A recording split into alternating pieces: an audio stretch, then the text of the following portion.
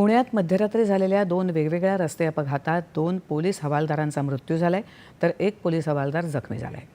Khadki police ठाण्यातले 2 हवालदार मध्यरात्री 1:45च्या सुमाराला जुन्या पुणे-मुंबई महामार्गावरील हॅरिस ब्रिजच्या खाली गस्त घालत असताना त्यांच्या दुचाकीला मागून येणाऱ्या गाडीनं धडक दिली.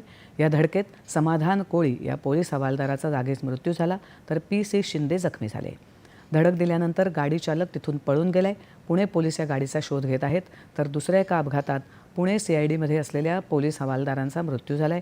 पिंपरी चिंचवडमधल्या पिंपळे इथे पोलीस हवालदार सचिन माने यांच्या दुचाकीला गाडीनं धडक दिली. या अपघातात माने यांचा मृत्यू झाला. दरम्यान मुंबईत वरळी इथे झालेल्या हिट अँड रन प्रकरणी अटक करण्यात आलेले आरोपी मिहिर शहा याचे वडील राजेश शहा यांना शिवडी न्यायालयानं जामीन मंजूर केलाय.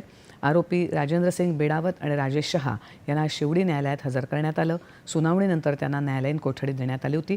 दरम्यान राजेश शहा यांनी जामिनासाठी याचिका दाखल केली होती. त्यावर न्यायालयानं हा जामीन मंजूर केला आहे.